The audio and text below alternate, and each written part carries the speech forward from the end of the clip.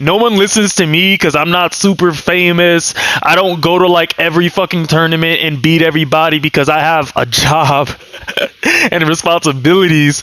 But that doesn't change the fact that if I show up to that tournament or I show up to your stream, chances are I'm gonna whoop somebody's ass.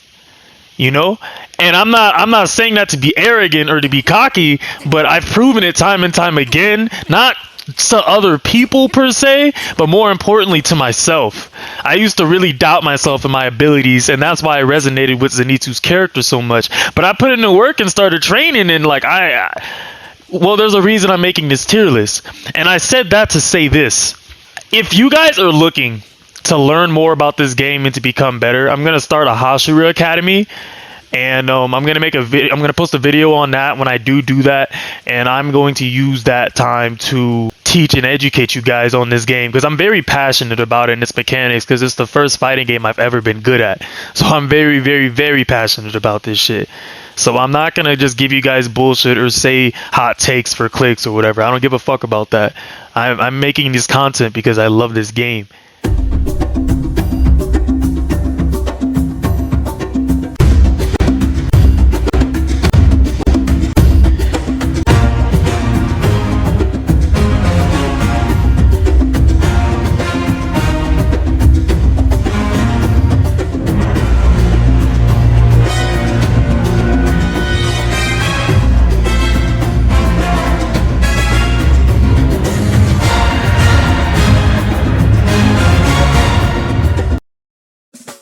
Hey yo, what's up guys? It's Eli the Eloquent here at PB2G, and I'm about to do the tier list with you guys today. Now this is going to be the official final tier list for the game, considering this is going to be the last patch that we get for a while. So I wanted to go ahead and kind of give my pitch on things since I've been an active member of the community since literally the beginning, even beta. I'm what people would describe as a try-hard. So I'm gonna try really hard today to give you guys not just a tier list, but a better understanding of all these characters, their fundamentals, and where they are comparatively to one another, including their assist abilities. So this is gonna be probably the biggest video that I do on the channel for a while. We're gonna go ahead and just get into it. We're gonna get started with the homie Tanjiro. Water Tanjiro is a very divisive character, and by divisive I mean he has really strong fundamentals. Water Tanjiro is the kind of character who, the stronger you are as a player, the more formidable an opponent you'll be. Alright, I'm gonna go ahead and give you guys a rundown of how this is gonna be going with the tier list. So, there's gonna be an S tier. And S means perfect. Like, there's perfect OP. If you're perfect in this game, a game that's so flawed and has so many flawed characters, you're OP. That's the best way I can put it for now. So, we're gonna go ahead and put S tier as perfect OP characters. And the reason why Water Tanjiro goes here is because Water Tanjiro has this. Water Will is literally, since day one, the best breathing technique in neutral. Period. All variants of Water Will are a problem, unless you're Makomo. We'll get to her though, don't worry. But Water Tanjiro's Water Will doesn't scale in combos. So he's seeing really high damage numbers just from spam alone. Here, I want you guys to watch how much damage Water Tanjiro can do off of just pressing skills alone. This is very easy, by the way. That wasn't even all the bar. If you want to just go all in,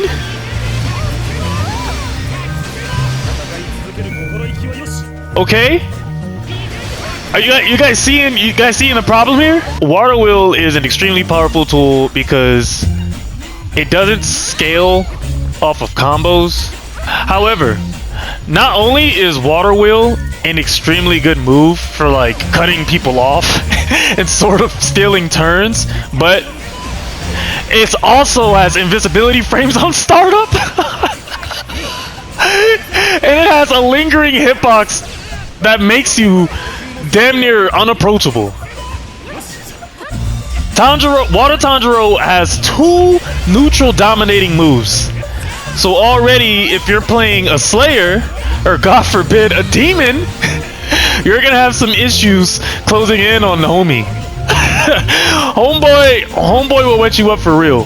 And then, now, he also has Whirlpool. And Whirlpool is a very good DP. Don't get me wrong, it's a very good DP. Decent startup, doesn't have a lot of end lag. I think you only, you can parry like right out of it. It's not that hard. It also has an aerial. The aerial is really slow, and his basic attacks are sort of iffy, especially if your opponent is in the air like so. So yeah, he has those 2 neutral dominating moves, and it just makes him extremely hard to approach, gives him a lot of damage, but it takes more than damage and neutral advantage to make a character perfect, right? Let's talk about his meter build. Already, and this is a big deal as a Slayer, I have half my meter from just spamming 2 moves. Being able to cancel a grab and end your combos is huge. As you can see, I reached well over 4K and I only have to spend 2 bars of meter. Guys, saving your meter is very important. And the fact that Tanjiro is one of the characters who has the combo chain to be able to end his combos with a grab like this without an assist, it just makes his offense perfect. And he already has perfect defense because we talked about his special moves. All 3 of his moves are for cutting people off or stealing turns. There's literally nothing bad about this character. He's not even that slow. Look at his dash speed. Like, sure, it's not the fastest, but it's definitely not the slowest. And Tanjiro has probably the best tracking in the game when it comes to dash. Well, next to Tengen. Tengen has a pretty good track on his dash as well. But yeah, he doesn't really have any outstanding qualities that would make him anything below S tier. He's in a very, very solid spot, and he's a great beginner character for people who are just getting into the game. Next, we have Nezuko Kamado. Now, Nezuko, just like her brother, is S tier. I feel like Nezuko does take a little bit of practice, but her combos are fairly easy to pull off once you memorize the routes and understand what connects into what. She has neutral dominating tools, but it's more so defensive. You can use her claw to pretty much kind of cut them off.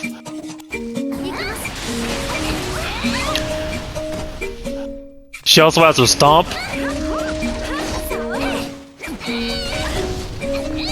This stomp is probably one of the best moves in the game. Not just on assist, but also as a frontline breathe attack, because it makes her, not only is it like damn near invulnerable on startup, but it also pops the opponent up on the last attack.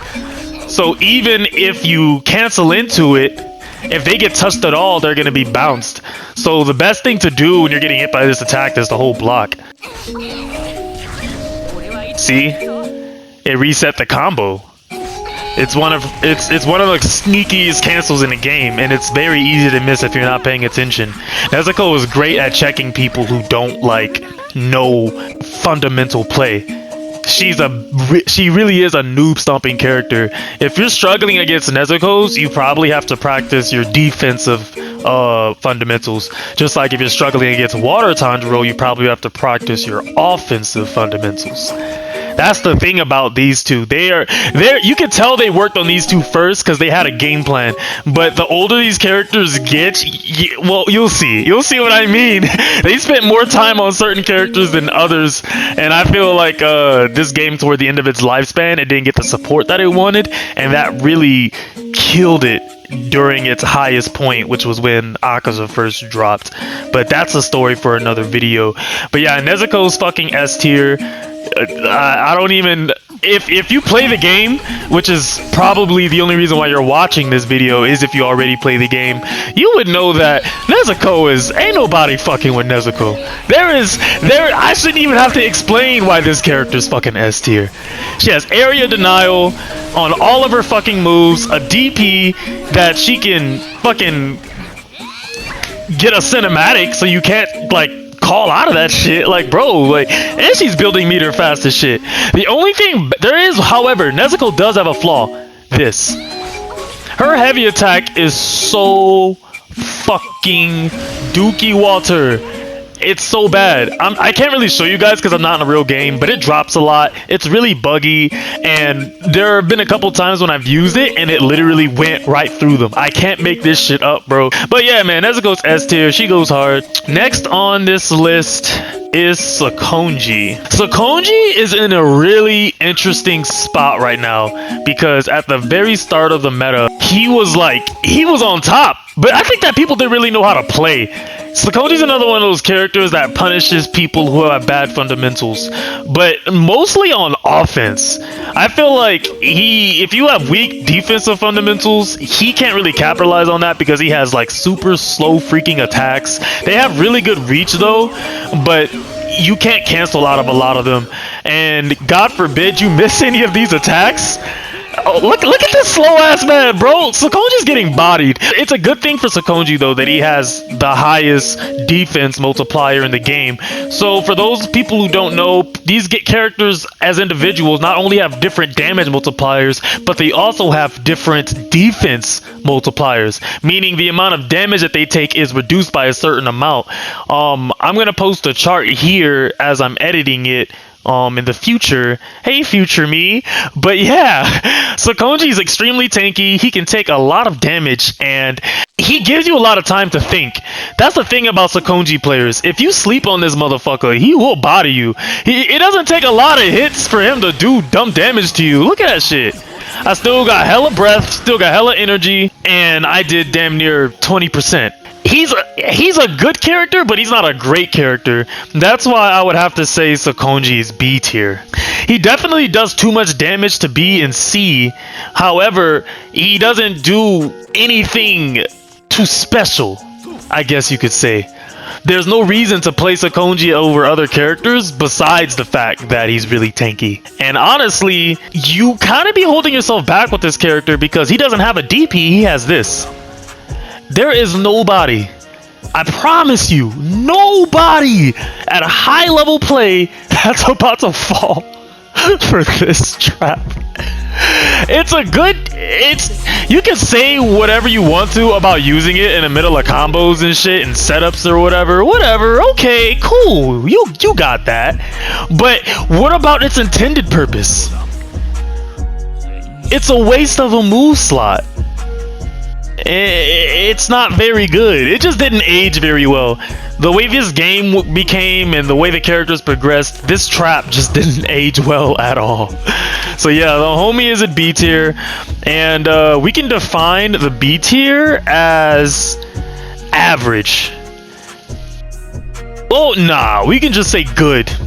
C can be average, and A can be best. Nah, that's too ambiguous. How about great? Alright, so next we have Homegirl. Makomo is top 10 anime heartbreaks for me because she and Zenitsu were my first two characters. I really wish Makomo she could easily be S tier if it wasn't for the fact that she had the weakest damage multiplier in the game. It's really hard to get good damage off with her. I'll show you guys the damage. It's really hard to get good damage off with her because for some reason they gave her so much scaling. So that scaling on top of the general fundamental combo scaling already implemented in the game that everybody suffers from, there's a lot of damage reduced in her combos at the expense of a lot of energy. However, to be honest with you guys, once she surges, all of a sudden she's not so weak anymore. Makomo has probably one of the strongest surges in the game and is very, very slept on. And the thing about Surge that a lot of people don't know is that when you are in Surge, your damage and the amount of combos you can do in a certain amount of time, it changes. This can either be a good thing or a bad thing depending on some characters. While in a regular combo multiplier, the more hits you do in a combo, the less damage you're going to do, right? And this, in the Surge, it doesn't matter. At least on Makomo. On Surge, you want to go fucking crazy. Just spam your heart out, throw everything you have, and you know you'll get damage. Obviously, there are better routes. I don't really feel like showing them. I made a Makomo guide a while back. I'll probably repost it at some point. But my point is that Makomo sucks. I know what you're thinking. There is nothing that you just said about, you know, what makes Makomo suck. But see, the thing about Makomo that makes her suck, she drops. She has a lot of drops, she's very buggy, and she's extremely unreliable. Now, I know it's looking like I'm able to hit these combos and shit, and it's only because I used to play her so much. I used to play her a lot, and I'm trying to show you guys an example. Okay, there was one. A combo dropped. You see? Shit like that. Not only that, but sometimes that happens. Again, not very reliable. Now, as a Makomo player, there are workarounds to these bugs. For example, if you're attacking, you keep in mind what drops and what doesn't. You know what drops, and you can use it as cancels. The thing about Makomo is that she's a lot like that glitch character from Wreck-It Ralph. Yeah, sure, she's a mess, and yeah, sure, technically she's the worst on the roster. However, if you learn of her bugs and her glitches and turn that into a strength, like memorize that shit, you get an S tier character. Now, matter of fact, I'm gonna make a special tier called Sleeper Cell. And I'm calling it the Sleeper Cell because these characters are slept on. While they are fundamentally worse than everyone else on the roster, if you put the work and time into them, I'm telling you, you will never lose another game ever again. I promise. And that's another reason why I love this game so much. It's one of the few fighting games, fuck being an anime arena fighter, it's one of the few fighting games that makes you feel rewarded for putting time and effort into learning a character. Sure, on the surface, these mechanics may seem simple, but these characters are very different from one another. And they all have different strengths and weaknesses. And in the hands of a capable player, all of these characters can be fucking monsters.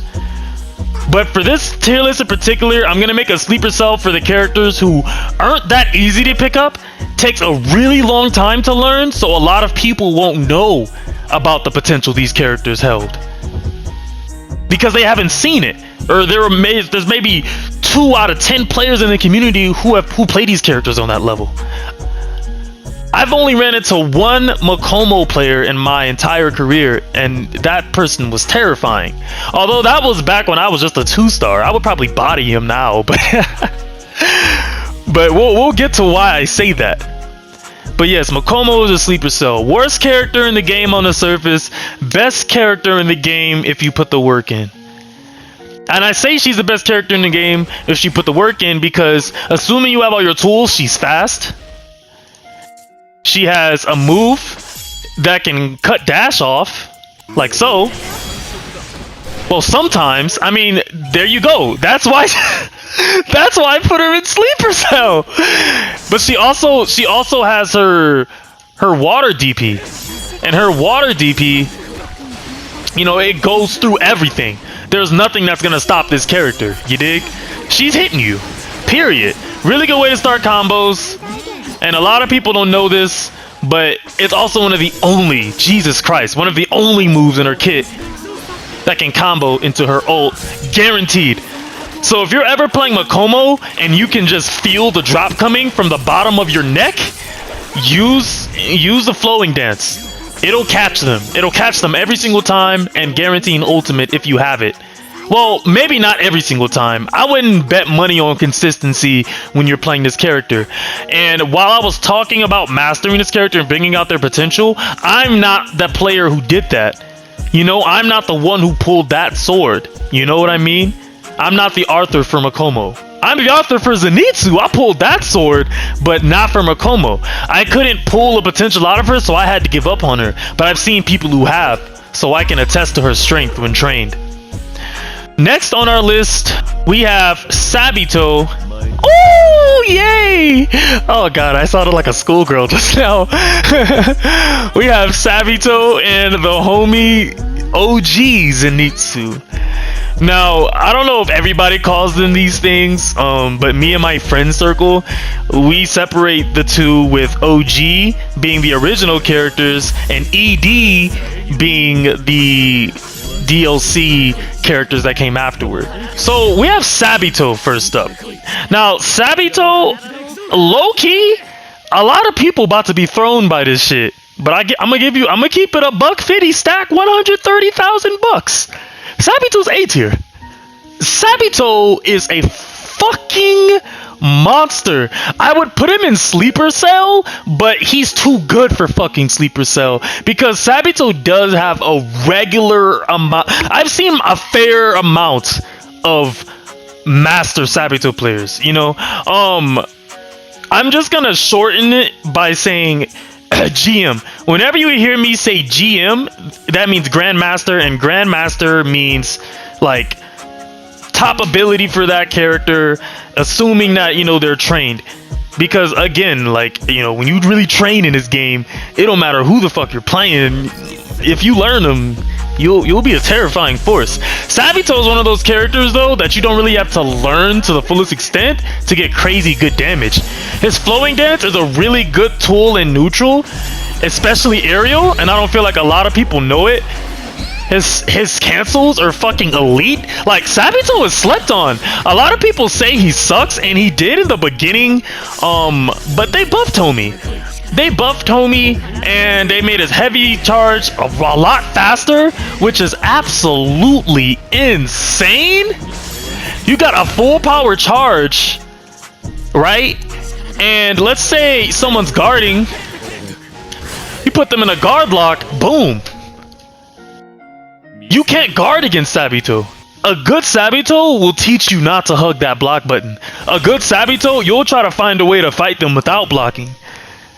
Not only does he have that freaking terrifying ass heavy attack, but he has this. One of the best grabs in the game. It doesn't even scale that much. He leaps a pretty healthy distance, like, man. But you know, there are those characters like that. You know, they have different grab ranges and shit. And Sabito has a really good grab range. There's not really a lot bad about him now, ever since his buff. He has a pretty slow dash speed. They made him look really fast in the show, so I don't know why they gave him this slow ass. Look at that itty bitty. Look at his feet, bro. Nah, Sabito not catching nobody, bro.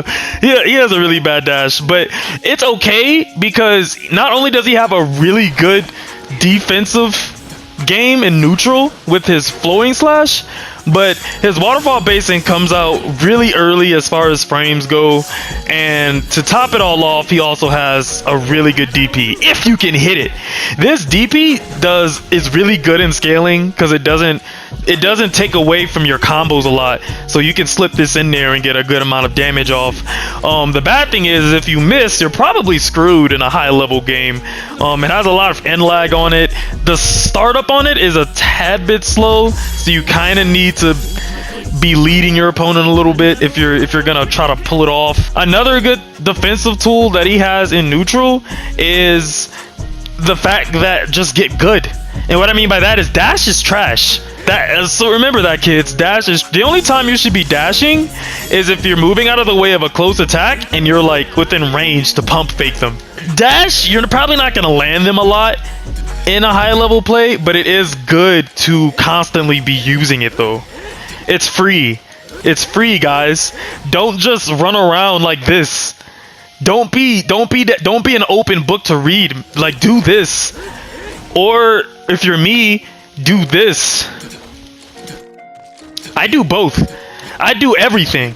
You mix up your game plan. Don't just run around. Don't just run at the opponent. If you're gonna go in on someone and you're having a tough time, you want. And the reason why I'm bringing this up on Sabito is because Sabito is a character who you need to already be a good player to be good at this character. Your fundamentals need to be solid to have a solid grip of this character. Sabito will force you to learn the game, which is really cool because he's the person who you first fight in the whole game at all, you know, in the tutorial. So I think that's pretty cool how they made him this way. But yeah, man, you want to go in with your jumps and your hops, and some characters have bad jumps. Sabito has a really good jump. He lands pretty fast, and it's really easy to jump cancel into parries, bro. Sabito's a fucking beast. They sleeping on this dude, but he's not bringing anything to the table that can really stand a fair chance against S tier. A lot of the characters in S tier are in S tier because all the people below S tier, it feels unfair. S tier characters feel really unfair to fight against with A tier characters and below. And speaking of which, we get to the homeboy Zenitsu. So I gotta keep it a $1,100 with y'all, right? I know a lot of y'all may think that OG Zen is S tier, but in reality, I think he's at the top of A tier. I say he's not S tier because OG Zenitsu, while he has some really juicy, I mean damn near sexy damage, right? It's damage isn't everything in this game. You see what I'm saying? Damage isn't everything. The thing about Zenitsu, he's one of the few people in the game who don't suffer from combo scaling. So pretty much if you tap them at all, you're taking at least 5k, which for people who've been following this channel for a long time, you'll know that 5k is pretty much what you should be aiming for as far as damage goes. You shouldn't want to have to touch your opponent more than twice in this game. Anything more than 2 touches, you probably got yourself a tough fight on your hands, or an even battle to say the least. But it's pretty easy to tell which player is better than the other or is likely going to win by the amount of times they tap each other. And a good player, a good Zenitsu, will only have to tap you twice. Once if he's in Surge.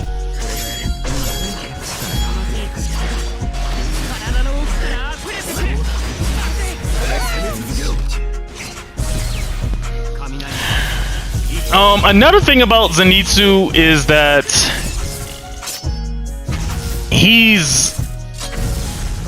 while he has good damage, he's very inconsistent. Zenitsu is one of those characters you really do need to put the time into to learn, but you can't just be good at the game, you also have to be good at him. Just like you can't just be good at him, you have to be good at the game. Zenitsu's a character who will really put you on blast if you suck. Like, there are tons of everybody's ran into players where they're like, wow, this guy is bad. But Zenitsu is a character whereas if you're bad, it'll be really obvious. Just like it's really obvious if you're really good. You know when you run into a good player or not when you run into a Zenitsu, right? And that's why I have a lot of respect for this character. But a lot of people don't like Zenitsu because, you know, they get stomped by him. You either stomp Zenitsu or get stomped by Zenitsu. But when you get stomped by Zenitsu, it's so drippy and so wet, it make you feel like poopy water. You feel me? And nobody wants to feel like poopy water, so they hate on this dude. No, who's trying to get zapped? A lot of people also run into spam. Zenitsu's spam is actually trash. If you're getting fucked up by Zenitsu spam, get good. Literally, bro. I don't know what else to tell you. Look at his end lag. He's begging you to parry him. He's begging for it. My best friend, who we fight all the time. He's another high level player. We just had an official fight not too long ago. It's on my channel. Go check that shit out. But you know, you can even see it in that video. I don't know if it's because he's used to fighting Zenitsu or not because of me, but he parries my thunderclaps all the time. Zenitsu's, and that's why he's not S tier. Zenitsu is a character that you will not struggle against if you have fundamentals. He's really easy to shut down, and you really feel that when you're playing this character and you're running against somebody who knows how to fight you, when you're running against somebody who knows how to hold block, who knows how to parry. Zenitsu's gonna struggle. He's a glass cannon who needs to get in, and if he can't get in, he's done for. Not only that, but he drinks hella energy. He drinks hella energy, making him... Guys, I'm trying to tell you, if it wasn't for his damage, he would be B tier. His damage is the only thing holding him above water, but it's just so much fucking damage, he had to be at the top of A tier. But damage isn't everything. Damage isn't everything. He's a really solid character, though. Really fun to play, even more fun to watch. He's a good time. Next, we have OG Inosuke and Murata. Man, this is going to be a big video, isn't it? Was just an ordinary genius. XY squared to the 6th. That's correct. Till his father sent him a mysterious birthday present. Now this little boy, Sash, might be just the friend Kyo needs. If all the Mamotos don't destroy them both. I knew this was a bad idea! Touch Bell. Premieres Saturday, March 5th at 9:30. Open up and sail. Only Toonami. Alright, so next, Inosuke. Inosuke, OG Inosuke to be specific. I'm trying not to upset people. I'm gonna keep it a third. Inosuke is gonna have to be our first C tier. Now, Inosuke has a lot of tools that should make him much higher than he is. But it's very obvious that the developers didn't spend a lot of time with how he feels. Now, anyone who plays this game knows what I'm talking about when I say that this character feels really weird to play. He moves really weird, he has really weird hops, his attack range is extremely awkward, and his combos, including his specials, they feel really awkward to chain together. Now, obviously, like every other character with their flaws, all this stuff can be worked around in the hands of a good player. You can be good, yada yada yada. But as comparatively to the other characters, this motherfucker's so average. He has nothing going for him at all. Like, yeah, he has a really cool green combo, and I think he's one of the only characters. He is one of the only characters in the game that can start a green combo off of a special attack. And on paper, you know, that's pretty wild. You're like, oh man, a green combo. Oh, that's long. That's more damage, right? No. One, green combos have their damage reduced by 10%. A lot of people don't know that. You know, a lot of people think that longer the better in green combos. You actually want to fill it up just enough, but you want to get in your heavy, hard-hitting shots in a green combo as soon as possible. Preferably at the very beginning, because if you lay a couple of licks on them first, the damage by the time you get to like your 6th, 7th hit, you're not doing shit. And that's the problem with Inosuke. They didn't give him any type of compensation for his damage. They just gave him hella multi-hits. For what reason? You know, they gave him hella multi-hits or whatever, and I get it, it's Inosuke, you grinding him up in crap, okay, but you're not gonna give homie scaling? You give him a green combo with multi-hitting special attacks but no scaling? Come on, bro. He holds himself back from jump, bro. The amount of effort you would put in to learn this character, it would be so much better spent somewhere else. Unless you're an Inosuke fan, it's not worth it, bro. And if you are an Inosuke fan, go learn the new one. But we'll get to him. But yeah, man, this Inosuke just isn't very good. There's nothing particularly good about him, which is why he's not in B tier. Next, we have Murata. The same can sort of be said. Murata's a really weird case. Actually, I gotta put a homeboy in the sleeper cell. Bro, Murata isn't a troll character. People say Murata's a troll character all the time. So why is it when I run into a Murata, they're never trolling? Why are they always so fucking hard to put down? Murata players are Freak, bro, if you ever load into a game and you see Murata, just know that your opponent spends time in the lab.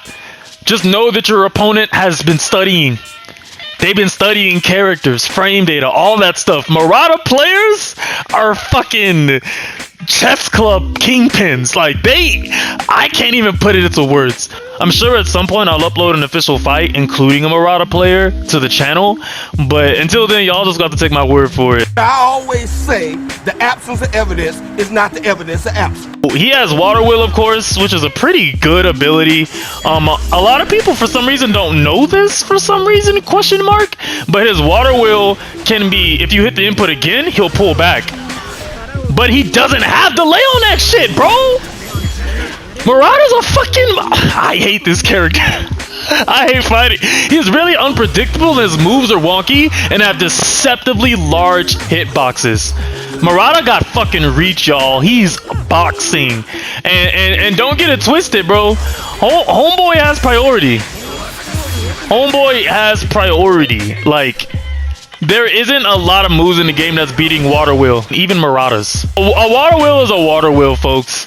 Now, he has... Murata does have a weakness, however.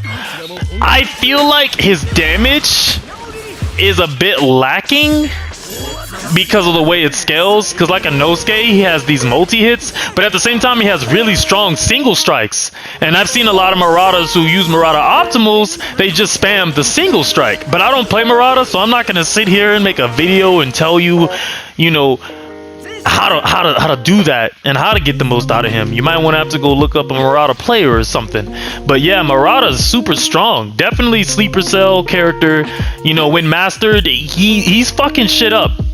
He's fucking shit up. He also has an ability. I'm not going to show it to you guys because I feel like I already spent too much time on him. But he also has an ability that allows him to recharge the support meter. And so, you know, being able to spam supports as a Demon Slayer, especially when you got someone like Tengen on your team, is huge. But yeah, man, really good characters, solid gameplay. Next, we have Giyu and Shinobu. Giyu is a really, really interesting character. Now, I'm gonna have to be honest with you guys. As it stands at this point in time, I would have to say Giyu is A tier. I was gonna say B, but I feel like Giyu does too many things right to be B, but he does too many things wrong to be an S, you know, hence why he's not perfect. So Giyu has Water Wheel, of course, good move. He also has his Water Dragon. I'm someone who's also spent a lot of time on Giyu, trying to farm his potential and find ways to maximize his damage output, and it wasn't hard. It wasn't hard. I feel like Giyu is probably that first character for a lot of people who, when they, you know, really like mastered the game, they were like, I'm gonna play this motherfucker. Because Giyu makes you feel cool. Giyu's a really cool character. And you really feel the elegance and waviness when you're attacking with this guy. He's just a really cool character. Now, the thing about Giyu, though, is that cool factor points aside, he's very... how do I put it? I'm gonna say inconsistent. If you're fighting, God forbid, a player who knows what they're doing, all of a sudden, all the things that made Giyu feel like he was a strong contender compared to the rest of the roster, it goes out the window. He's a very divisive character. Just like a lot of other really flexy, cool characters, he takes time and effort. And more importantly, he takes too much energy. If you're really committing with Giyu, you're probably going to be using Water Dragon a lot. Now, I haven't done Water Dragon practice in a while, but it does take finesse, to say the least. To be straight up with you guys, because I've been ambiguous up to this point, what makes Giyu a good character is the amount of damage he can do with Dead Calm. Dead Calm is probably one of the best defensive tools in neutral. If you can hit it, and only if you can hit it. If you hit Dead Calm, you're guaranteed, you're reaching over 5k when you pop these guys. Promise. The thing is that it has a really bad startup on it, and it can make it a bit unreliable. There also isn't a lot of reason to use it, like when you kind of already have parry. But it's not, parry isn't as punishable either. If you're on your feet, you're probably gonna go for parry if you want to for sure be safe at the end of it. But yeah, so if you can hit it, it's worth it. As you can see, it's kind of hard to explain, and that's the perfect way to sum up Giyu. He's a very hard to explain character, and I feel like that's what holds him back compared to the other A tiers. He doesn't really have a game plan. His water wheel feels really stiff. It doesn't go very far, although it does have a lot of priority, and it's great for catching opponents out of dash. That's kind of all it's good for. It's very bad in combos. You can't combo off of it. It's a very bad move. Water Dragon is sort of a bad move too. Honestly, the only good thing about it is that it doesn't scale, and it sets up for a lot of Giyu's routes. However, that doesn't really matter because Giyu's attacks for some reason have hella scaling on them, and it makes them very weak. So you're going to be getting the majority of the damage from your combos out of the Water Dragon and Heavy Attack if you can hit it, and of course Dead Calm. And these things hold him back. Not being able to consistently rely on a method to reach over 5,000 damage at this tier, A and above, it holds you back. You have to be able to 2-tap, and Giyu just isn't always capable of that. Speaking of which, Shinobu suffers from a similar problem. Although I've found ways to maximize her damage, but that probably just comes, albeit from me being me. If you pair her with certain assists like Zenitsu or Tanjiro or pretty much Rengoku, any assist really can really help push Shinobu over that edge. And with enough time and practice, she can definitely be a formidable force. She has really good fakes, a really strong dash, and it's just kind of hard to keep up with. She makes players very visibly frustrated, which is another thing I enjoy about playing her. A lot of people get frustrated when playing Shinobu because she's very hard to catch. She has a very good hit and run game, probably one of the best hit and run games in the game. And she does what Makomo tries to do but fails at. She's very fast, and this move here, while it's very easy to defensively react to, if you're a good player, you can work around it and just sort of use it to keep your opponents guessing.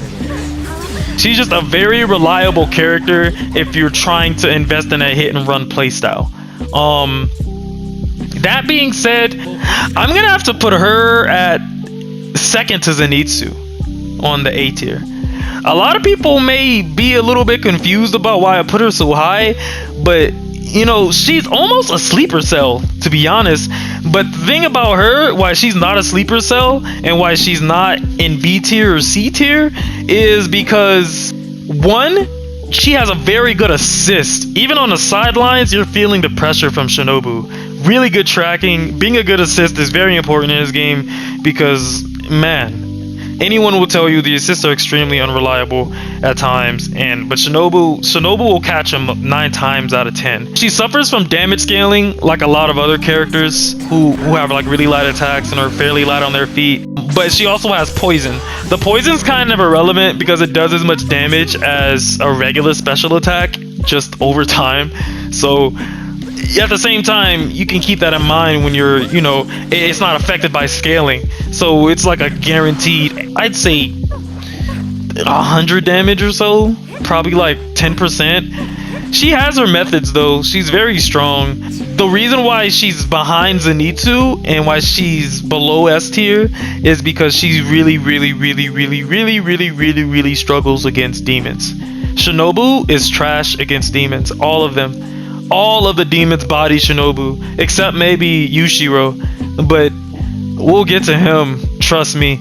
But yeah, Shinobu just, to say that she's a Hashira, a professional demon slayer, she's really bad at slaying demons. Her reach is just too short, and because the demons have a lot of AoE attacks, she gets hit by a lot of whiffed attacks. and she's really squishy, so she takes a lot of damage. So you don't have room to be making mistakes and getting hit like that. Shinobu's just a very punishing character to play. You can really feel powerful and in control with her, but when things go downhill, it tends to snowball, and it's very hard to make a comeback with her. So that being said, I actually talked myself out of it. I think she's behind Sabito, just barely for sure. So next we have Rengoku and Hinokami Tanjiro. That's lit. Because, you know, fire. Alright. It's cool when they do it. It's a problem when I do it. Fuck them. Rengoku. Needless to say, he has good damage. But Rengoku is more than just good damage. I will have to put Rengoku right behind Shinobu and in front of you. He has really good damage, really solid fundamental. He has everything you need. He has a very good, reliable assist. This is going to catch a lot of people out of the air for people who like to jump a lot. Flame Tiger is a really oppressive attack that can pretty much shut down approaching enemies. And in the air, doesn't do a decent amount of damage, but it's basically a smoke screen, and it can form some pretty nasty tech for people who weren't paying attention. He's just a really good character, and if you learn him, you know, there is a method to the madness, you know. Now, one thing that makes Rengoku really bad is the fact that his slide attack. The slide in his combo is really hard to catch in a real match, and it whiffs a lot. It whiffs a lot, and it's very problematic for Rengoku. He's just not a very good time, to be honest, when he's whiffing. He's like a car that goes really fast, and it's a thrill, but it's really easy to lose control of the wheel and get your ass beat. He's not like he does take a solid understanding of the game and neutral gameplay to truly be efficient, but he's not so crazy broken OP that you can just pick him up and dominate the competition. Hence why he's not S tier. Now, next we have Tanjiro, Hinokami Tanjiro. Hinokami Tanjiro is a really solid S tier. I want to say he's probably even with OG Zenitsu. He has a lot of good things going for him. He has a ton of burst damage, a really good reaching special that doesn't scale a lot at all. And he has a you know, he just has a lot of shit going for him. The problem with Tanjiro, bro, is that his combos are inconsistent. His ult is inconsistent. You know, he'll let you down in certain scenarios. But if you know your route to know what you're doing, I'm sure you've seen him a lot in tournaments. He's taking that health bar from you. He's taking that up off you, bro. Promise, guaranteed. He's a real monster. He's just a beast. I feel like there's no reason to play him over Water Tanjiro, because Water Tanjiro low-key does everything else better, but Hinokami Tanjiro does have more damage, so you can guarantee that you'll at least be dropping them. But if you're running against a player who maybe has you more on edge and you're having a hard time focusing, when you hit that rematch, switch to Water Tanjiro instead. I'm talking to you, Tanjiro players. Switch to Water Tanjiro and you'll see the difference.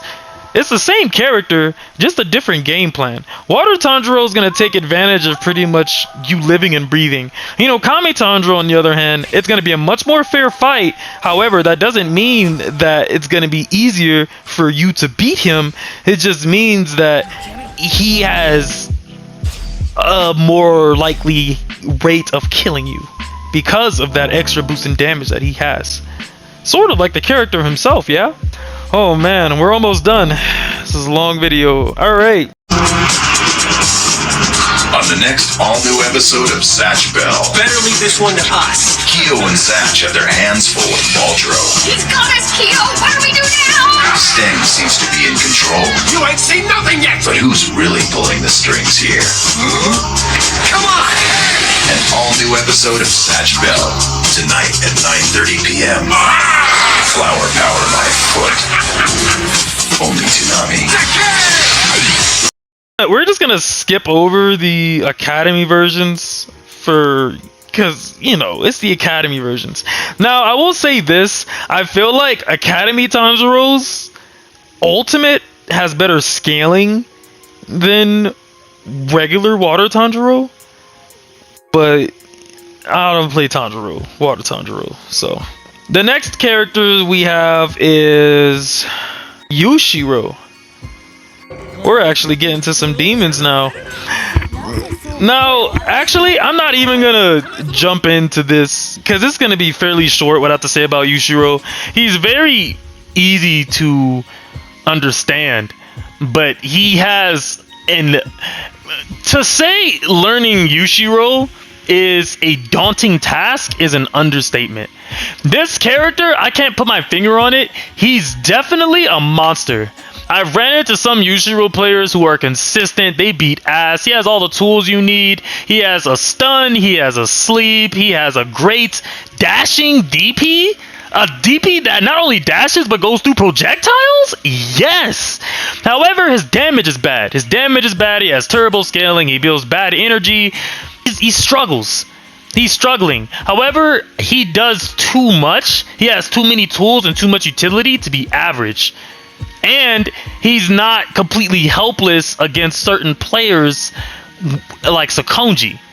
You know, Yushiro is a character where if you put the work in, your fundamentals will carry you to the win.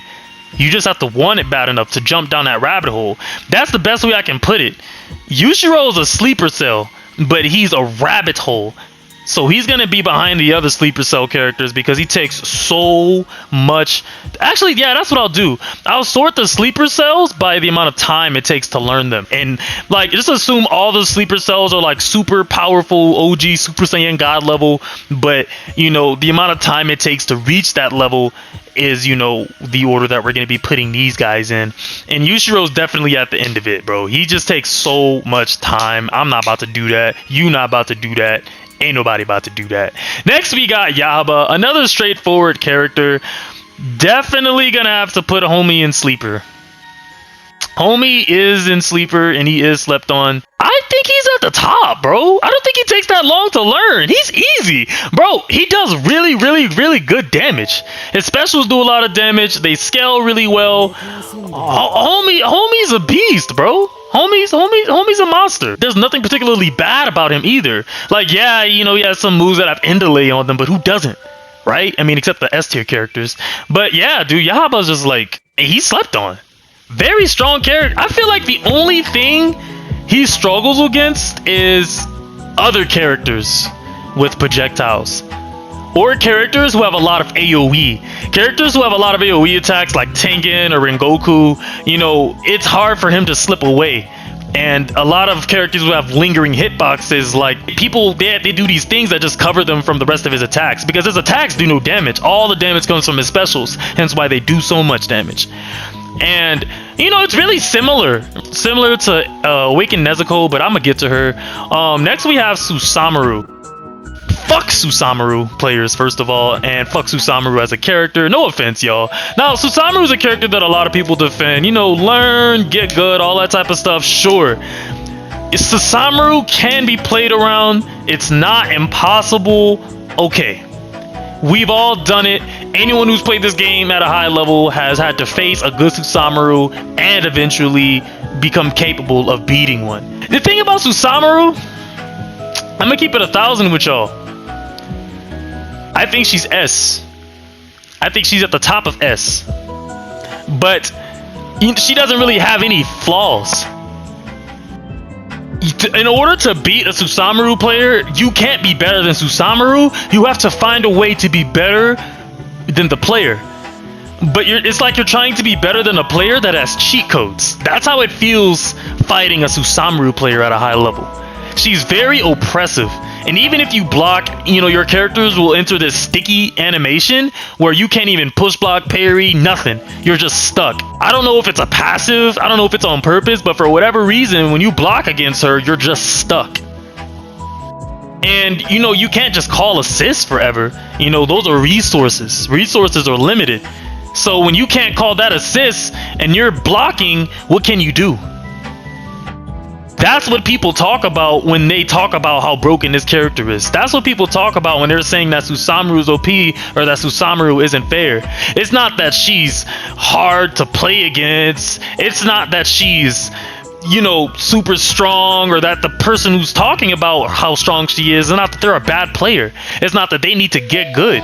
Susamu fundamentally is just a broken character because she has tools that allows her to cheat in areas that no other character on this roster can. Not even other characters with projectiles like Yahaba or even Enmu. Next, we have Rui.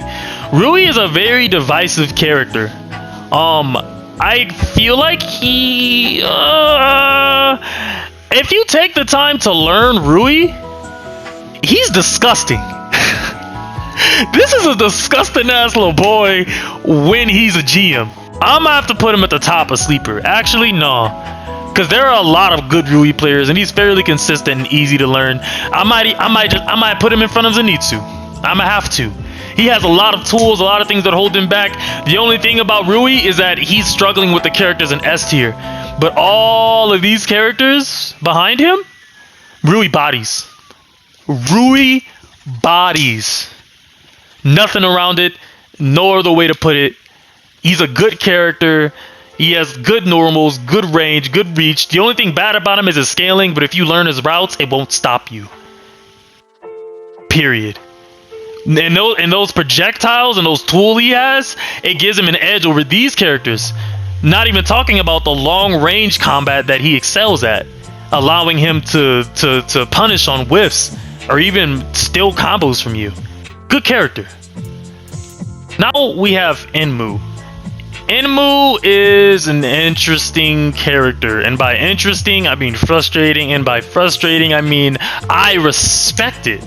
Now, unlike Susamu, Enmu's annoying. Sure, obviously. You know, he uses projectiles in a game where characters have no way around it. It's not like Naruto Storm where you just dash through that shit. People with projectiles are just top tier in this game. There's no other way to explain it.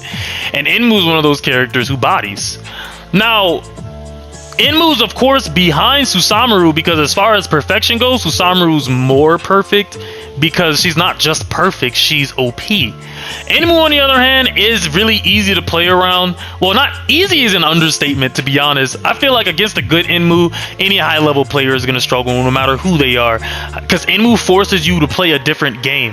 Enmu forces you to play a game that you're not used to, and it's not a game that you can play in practice. It's not a game you can prepare for. It's only something you're prepared for and something you can't prepare for while you're preparing for it. What? It sounds confusing?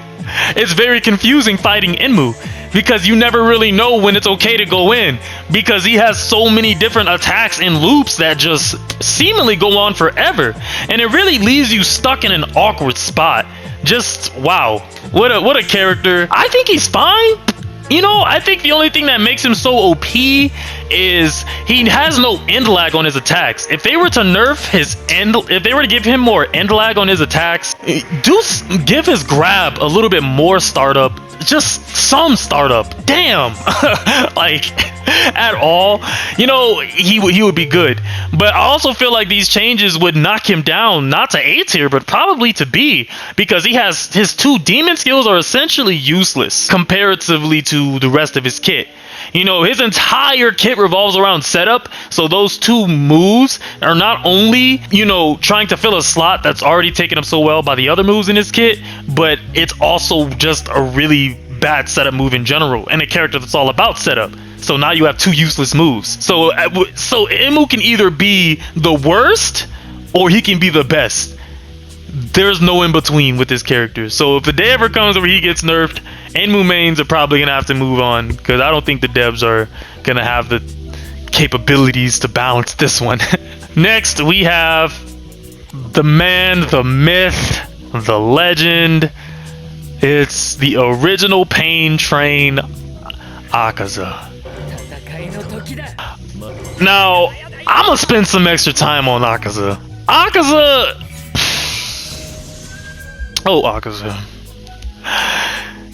He's had a very polarizing journey in the Demon Slayer community, to say the least.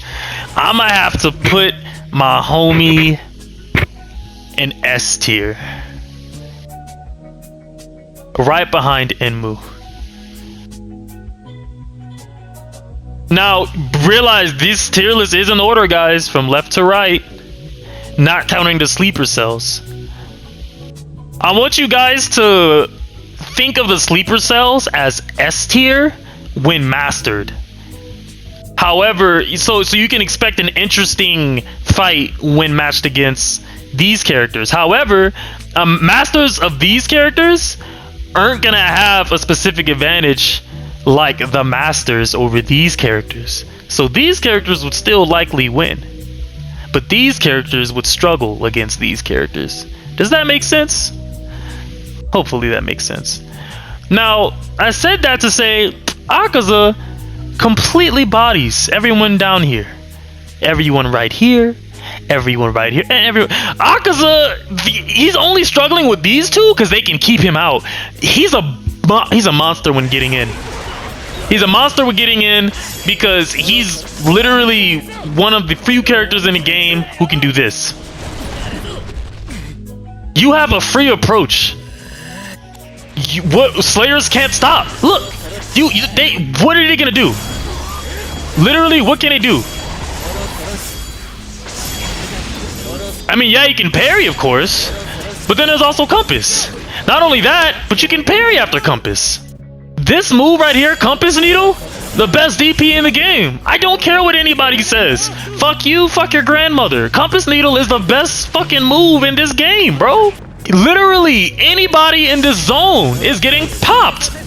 Even the supports. Look at that. He couldn't even jump away. What are you doing against Compass Needle? I mean, if you miss, of course, it's dangerous. But it doesn't change the fact that you don't have to worry because you can just parry. While the move is still up, by the way. And he can also do that on his aerial attack. Akaza's just a monster. There's nothing bad about him. He's perfect. He's just perfect. He has great damage too, by the way. Oh, he also has a DP in the form of an engagement tool, by the way. Hello. You know, it goes through damn near everything in the game, comes out fast as fucking shit. Like, nothing can stop it except parry. It goes through other DPs. And yeah, you can heavy attack like that Sabito just did. But Compass Needle. And then look! You can't even punish it. You can't punish Compass Needle. If you're playing a Slayer and you're fighting an Akaza, you're gonna be feeling a lot like Rengoku did, probably. Like, Rengoku's putting on a brave face, but if you watch that fight, you can tell Homeboy was scared. Probably for the first time in his life. Rengoku was scared shitless because he's like, holy shit, I'm probably gonna die here. He just accepted that shit. He said, you know what, if I'm gonna die, I'm gonna at least protect them. Akaza bodies. You really feel fear when you fight a good Akaza. Because not only is he extremely perfect, but his cancels are so crazy. He can cancel into anything. You never know what he's going to do. A good Akaza is almost unreadable to the point you have to focus more on how you're going to defend yourself more than how he's going to attack. Because even if you know what he's going to do, it doesn't mean you can react to it. His dash is so fast. I think they nerfed it a little bit. I'm pretty sure he was faster before the update. Yeah, they definitely nerfed his dash. Okay, that's good. I'd still say he's S tier in front of the Tanjiro. Definitely. Definitely. Solid character. Really terrifying, and he's a big reason why a lot of people in the game quit. Akaza is so powerful, and so, like, yeah, like, Susanoo and Enmu are frustrating to fight against, sure, but when you lose to them, you know it's bullshit. So it'll piss you off, but not enough to make you put the game down. Akaza will literally break your spirit because of how oppressive he is.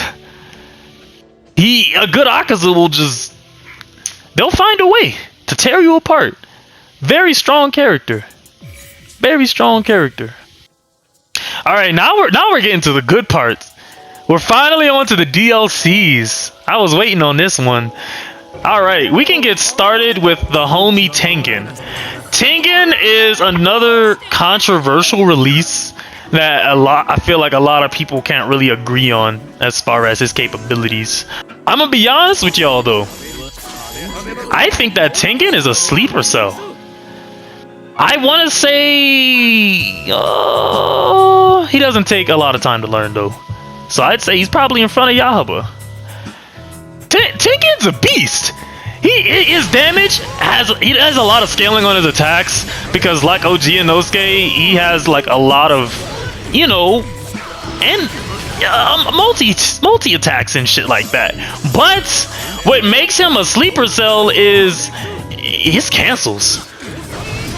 You never know what a good Tengen is gonna do. And his attacks are so fast and have so much priority and reach over other characters. Like he just bodies. He bodies. Not only that, but he's one of the best assists in the game. Provides a smoke screen. He has the constant resounding slashes that goes through like every fucking approach option in the game damn near, and can only be stopped by defensive play. Just a very, very, very solid character. He also has a level 3 dash, by the way. You know, really great character. Well, he does have some bad qualities though. He has like one of the worst DPs in the game. Actually, I think it is the worst DP in the game because it damn near has no reach, and if you miss, you're stuck in end lag for a really, really, really long time. Really long time. Another thing about Tengen that makes him worse than other characters is that he takes a lot of energy that's not very equivalent to the damage he outputs, even when he's in Surge. By the time you use 2 special attacks in Surge, you want to be well over 4,000. This man could barely even hit 3.5k, bro. Of course, you know, like the other characters in Sleeper Cell, you can find ways around this, but I'm also speaking from a surface level as someone just picking up the game and just, you know, playing around with characters. Maybe not a Tengen main, but just a regular Demon Slayer player who's playing Tengen. They might notice these things like, man, you know, he looks cool, he feels fast, and he's flashy, but his DP is awkward. His damage is very weak. It's almost Makomo level, to be honest. That's how bad it is. But he makes up for it with its cancels and his amazing grab. He has a really good grab when it hits, if it hits. Sometimes he goes through them. I don't know why it happens or what triggers the bug, but there's a glitch where his toes will literally just go right through them and you get bodied. It's very sad, tragic. Good character though, very solid DLC. Good assist though, that can feel very pay to win at times. And this one thing about Tengen, fighting Tengen, he's gonna force you to learn how to parry if you don't already understand parry. Parry is a mechanic that a lot of players don't pick up until they reach the higher level of Demon Slayer gameplay, but Tengen will definitely give you a reminder that it's very important to have a solid parry. Parrying in Demon Slayer is what dribbling is to basketball. It's just fundamental. Next, we have Nezuko-chan, Awaken Nezuko. Awaken Nezuko is 100%.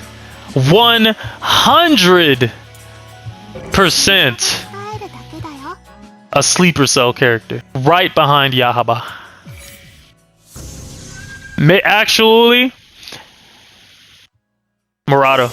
I've spent a lot of... Nezuko is the only demon I was interested in playing because I'm a Nezuko fan. So I was really hyped for her release. And I'm always a big fan of characters that a lot of people don't really play, you know? And this Nezuko was just so fucking slept on. A lot of people don't play her because, you know, she can only use specials, and like her specials can only chain with each other. You know, she has a lot of drops, but like the other Sleeper Cell characters, when learned, she's a terrifying force that's two-tapping a lot of characters. Promise. She does a lot. Of course, characters like Sakonji are gonna spare a better chance, but you have to acknowledge the amount of damage that Awakened Nezuko does to say that she's only hitting him like 10 times and almost reached 5k. That's huge in this game, especially against a character as tanky as Sakonji. She probably has the highest damage in the game out of everyone, to be honest. And I'm gonna, for those people who are interested in learning this character, I'm gonna give you a tip. Less is better with this character. You don't have to feel the entire combo meter up when you're attacking with her. You just want to press your buttons, get your damage, and get out. And you can spend your energy sparingly because she gets it back so fast, because she does so much damage and she takes so much damage. Nezuko, just like OG Zenitsu, is also a character though, where the better you are as a player, the better, well, Nezuko you'll be. However, she does have some glaring flaws. Sure, all of the Sleeper Cell characters have glaring flaws, but Awakened Nezuko's flaws keep her... They hold her back compared to all the other characters on the roster. Only being able to follow up after certain attacks and being so dependent on her resources, when she's empty on even one of her resources, she feels really helpless, which is very helpless. And that's just not a state that you want to be in when you're playing Demon Slayer, especially when it's so fast paced. Finally, we're moving on to the trio. We got ED Tanjiro and my favorite, ED Zenitsu. Alright, so right off the bat, I'm gonna keep it a buck, 1,050 stacked, $150 with y'all. ED Tanjiro, I think he's above OG Zen. I feel like ED Tanjiro does more consistently what OG Zen used to do. A lot of players who mained OG Zen actually moved on to ED Tanjiro, and it's because he has Flame Wheel, which functions a lot like a faster and more reliable Thunderclap and Flash. Although I will say this, Thunderclap and Flash feels easier to hit because the hitbox on Fire Wheel is extremely linear and you're not always gonna land your mark. It's hard to show you against computers. but yeah, man. You know, he's Tanjiro, bro. Do I have to say anything else? I mean, comparatively to the other Tanjiros, he's probably the weakest one. I'm gonna keep it 1,000 with y'all. ED Tanjiro isn't spanking Hinokami Tanjiro in a fight. But I will put him past Hinokami Tanjiro because of the fact oh, I just realized that I had them mixed up this whole time. That's silly. But yeah, Hinokami Tanjiro has more matchup advantages than regular Hinokami Tanjiro. But in a matchup against each other, a regular Hinokami Tanjiro is likely gonna win, simply because, you know, damage. ED Tanjiro is also very dependent on resources and his cancels. I feel like if you don't have resources to cancel, you're having a tough time. Another thing about ED Tanjiro is that his ult is extremely unreliable. There isn't a huge chance of you landing it when you need to. Not only that, but because he still has the moves from his base roster, it kind of fights against his kit a little bit. The thing about this Tanjiro is that his special moves work well together, but it feels like they were made for different auto attacks. These auto attacks don't feel like they were made with Hinokami Tanjiro in mind. I can't really show it to you guys, but he has a lot of drops, a good few. But if you put the time in to become a GM with him, he's a pretty awesome character, man. And not only that, but he has this, one of the coolest parry animations in the whole game, man. Like, I actually think he's the only character with a parry animation. I think all the other characters just, you know, fling the attacks back, but he's legit, bro. A really cool character. Next, we have ED Zenitsu. Now, ED Zenitsu, I'm gonna be honest with y'all. Speaking as someone who mains this character and literally plays this character day and night and in between, I'm gonna keep it 1,000 with y'all. I think that this man's, I think he's in Sleeper Cell. I think he's gonna be at the very, very, very, very end of Sleeper Cell. And it makes sense because when you look at this roster, including the people I'm about to include, he's the weakest.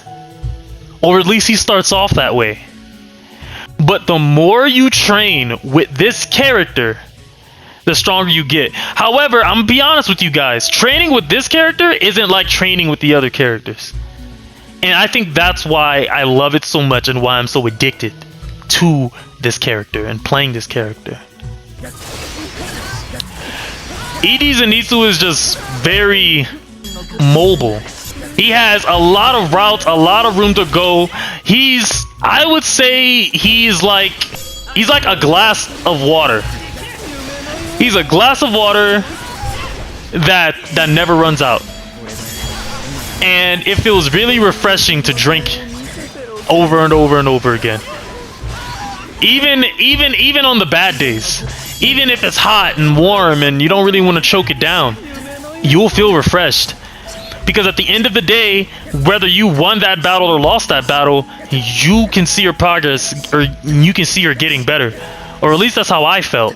Now, I know I talk a lot of crap about me being, like the best and not being afraid to fight anyone, but in reality, that's just me boasting or trying to puff my own chest up. I want to feel that way, because in reality, I just don't. I'm starting to get a lot better at my confidence, especially ever since I've started winning tournaments since I got good with this character. So that kind of gave me the confidence I needed and that verification, like, okay, I'm good enough to hang with people who say that they're the best too. I'm good enough to go toe to toe with some of the GOATs. And that's a confidence booster that I needed. I'm not going to name drop because I don't want to start any drama, but I've probably fought your favorite player and I've likely beat him. The thing is that I'm really insecure though, but hopefully I'm trying to move past that.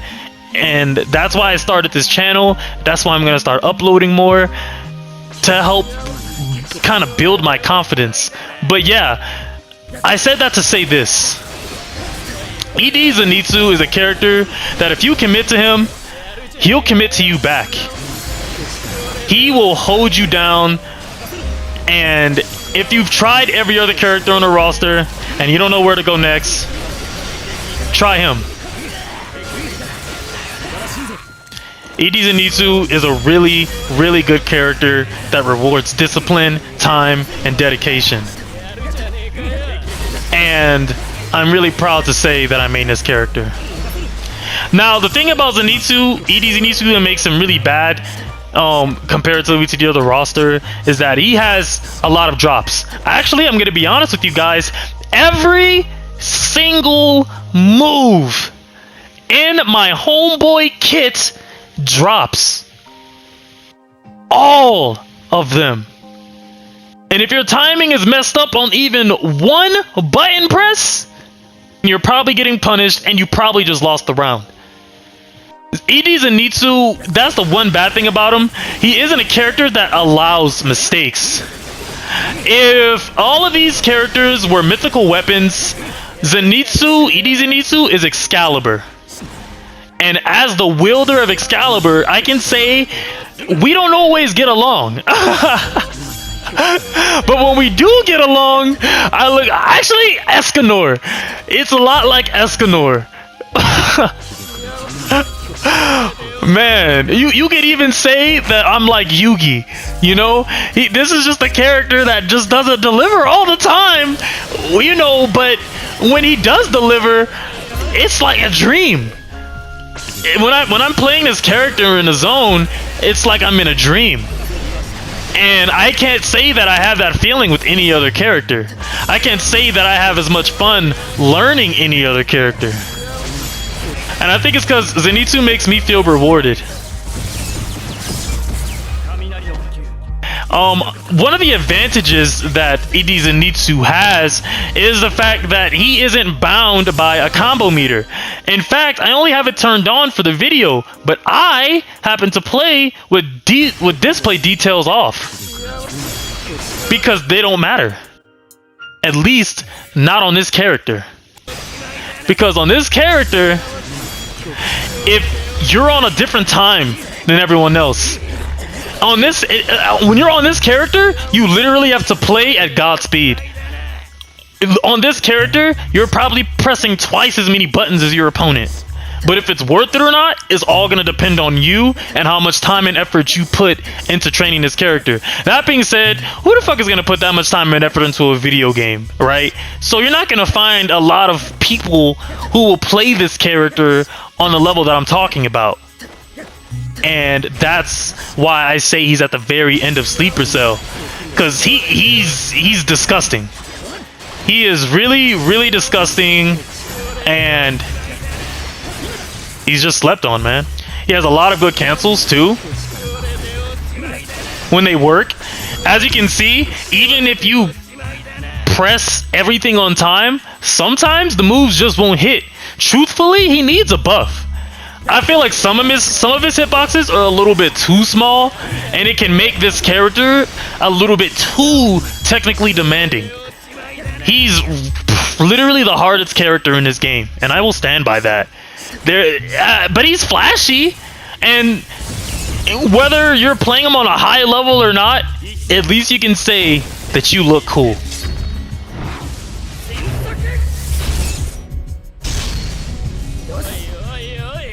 To get more specific as well, one of his best moves in neutral is his cross slash. This move catches a lot of people off guard, comes out extremely fast, but it's also on the downside ED Zenitsu's only good move. You feel what I'm saying?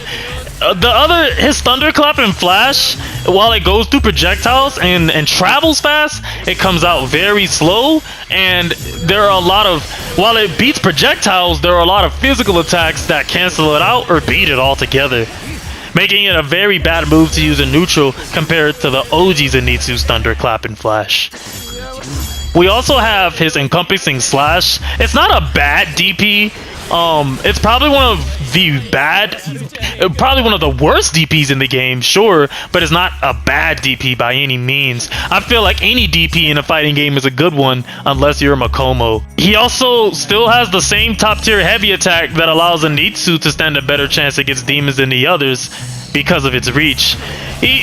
Everything that made the OG character A tier, this character doesn't have that. You're literally starting from the drawing board. So yeah, you know, ED Zenitsu, you never know what you're gonna get. You're either stomping or getting stomped, and you don't know if that's gonna happen, and neither does your opponent. Just like certain other characters in the game, you know, you're not adapting to them or preparing for them until you fight them. And ED Zenitsu shares that quality with Enmu. And assuming, let's say in a perfect world, ED Zenitsu didn't have such buggy attacks, wider hitboxes, and was just a little bit more generous on timing. I can't do this for the other Sleeper Cell characters because I don't play them as much as I play this one. But if Zenitsu was to receive a patch like that, I feel like he would be here. Literally right behind Susamuru. If they gave him wider hitboxes and were any more generous on the timing, easily he would be one of the most destructive characters in the game. I think another reason why it's hard to really show you guys what I'm talking about is because not only is there not a lot of people who play Zenitsu, ED Zenitsu on that level, but there's lag and input delay. This game has really bad input delay, and when you're fighting online, it's really hard to get your timing correctly, making him really, really inconsistent. Next we have Pig Boy. Now, I'm not gonna actually show Inosuke because there isn't really a lot to show. He's a fairly simple character. I kind of feel like he got the sword into the stick compared to the other two, but he's still a better character than this Inosuke altogether. I don't feel like he's slept on because he is. I run into a lot of good Inosuke's. They're just not. You know, when you run into a good Inosuke, it's not like running into a good Akazu where you're shitting your pants. It's just like, oh, you're a good Inosuke, cool. I'm still gonna body you. Now, Inosuke he's a noob punishing character. I would have to put him at the top of B tier. Cause he has tools. He's just not like a monster. Now, many would argue that his best tools are his mix, and the fact that he has moves that can go through block. But his mix is extremely predictable. Everyone's seen it like 1,000 times, and he still has sticky movement. He still feels like a cinder block trying to move with arms for legs. Like, they really dropped the ball with him. Of course, he's a decent assist, not as good an assist as his counterpart, but his new Boar Rush variant is good for catching demons in the air, and it actually has very good tracking on it if used from a distance. That's only if used from a distance. If the opponent is too close, Inosuke's assist isn't gonna do much. It's either gonna get canceled out, or he's not going to get it out altogether because he's slow. Or he'll just miss. Because for whatever reason, when the opponent is really close, assists tend to get wonky, especially the Inosuke's. I actually feel like OG Inosuke is one of the more reliable assists in the whole game, to be honest. If this was an assist tier list, OG Inosuke would definitely be an A tier. Maybe even S, some would argue. But yeah, there's just not a lot particularly special about this Inosuke. So, yeah. He's a B tier. Now we're finally at the part of the video where we address our last 2 stars. We got Homegirl and Homeboy. Daki, I feel like, no, she's a bad bitch, but that doesn't mean she's a bad character. I think she's a really good character, but she's also well, let me run that back. She's good, but she's not that good, and she's not that bad, but she's not that good. She has a lot of reach, arguably more consistent, and damn, look at them jiggle physics, and more and better like consistent reach than Rui, but she has a really clunky movement. Sort of like a Inosuke, really easy to catch her out of her jumps, but if you put time and effort into her, I feel like Daki is a monster. She has really good cancels, and I can't say she's a sleeper cell, because I have yet to realistically run into a Daki who's just showing crazy tech on like a GM level. And as far as demons go, she's probably one of the weaker demons. I would say even behind Rui. Matter of fact, if I'm putting her on this tier list, I would have to say I think she's right in front of Hinokami Tanjiro. Nah, fuck that. That's whack. Nah, she's right in front of Sabito. Yeah, that's way better. She's right in front of Sabito. Sabito has more damage, and if you have stronger fundamentals, yeah, you'll body. But Daki, she has a lot of different moves that cover. It's almost too early to say where she's at because we haven't seen a lot of high level gameplay from her, and all the high level Daki players, no offense to them, are mid. And it's not because they're mid players, you know, they're good as shit, but they're carrying her, not the other way around. Daki doesn't really excel at anything. You have to put in twice as much effort to get back damage that other characters like even Sabito get just with a couple button presses. It almost feels not worth it, which can really defeat the purpose of playing a character like Daki. But she has tools. She has cancels. She has a great DP. She has a decent grab. It's like a weaker version of N moves. It comes out slow and everything. Like, her grab speed is what they should have given to Enmu. Like, it's so fair. Yeah, that's the best way I can put it for Daki. Daki feels really fair. She feels too fair. As a matter of fact, I would say she's at the top of B tier. She's a really, really fair character. And in a game like this one, where the higher you get in gameplay, you're gonna run into some unfair shenanigans. And Daki, she, just like in the show, you know, she getting bodied. Next, and finally, we have the man, the myth, the final character for a fat minute. And I'm gonna be honest with you guys, Gyutaro, I feel like he's gonna shape the meta. I feel like he's already shaping the meta. Shout out to Just Glitch. He's a very good player, and he farmed a lot of his character's tech, and it allowed me to see a lot of what this guy was capable of. He is just a really terrifying character altogether. The thing about Gyutaro is that he has a really dominating neutral presence. If you don't make a move, he'll make one for you. Gyutaro was the perfect DLC because finally players have an answer to players who like to play passive. We finally have an answer to players who like to run away. Gyutaro, every single one of his moves is a fly trap, and it's gonna catch you. And if it catches you, kiss your nuts goodbye.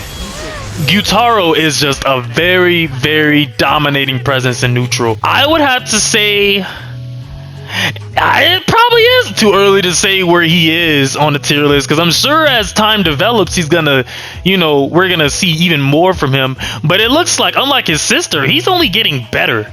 He's just a really, really good demon, man. I would have to put him. You know what? He does take practice, and he does take fundamental. I've ran into some really shitty Gyutaros, so I would have to say he's at the top of A tier. Yep, I would have to say he's at the top of A tier. I feel like Akaza's bodying him. Like, they're both glass cannons, but Akaza has a way to move around Gyutaro's Gyutaro, out of all of the demons, of course excluding Susamuru, is probably the best demon in the game for beating Slayers. The only person who's beating Slayers more consistently is Susamuru. Like, that's not to say that you should sleep on these characters, but if I had to put a GM Gyutaro on a tier against a Slayers, I'm gonna put him right here. Very, very, very strong character. Very strong character. There isn't really a lot you can do as a Slayer, especially when he throws these traps out. Oh my god, bro. They move slow, they track, they find you, and even if you move out the way, they're still coming, and you can literally just do this. Literally. You can't make this shit up. I've had to deal with this shit so often. And honestly, I'd say it's borderline OP. The only time Gyutaro feels like a fair matchup is when he's going against another demon. But if he's going against the Slayer, he feels very unfair. He doesn't really have a lot bad about him. His combo scaling, it's not the best. But I've seen Gyutaros, I've seen them getting up there at numbers, bro. Gyutaro's out here. Matter of fact, I'm gonna stop tripping. I have to put him right in S tier. I can't. It's too early to say for sure if he's perfect, but he's definitely OP. At least against everybody below, except Rui. Really strong character. Really hard to play around him.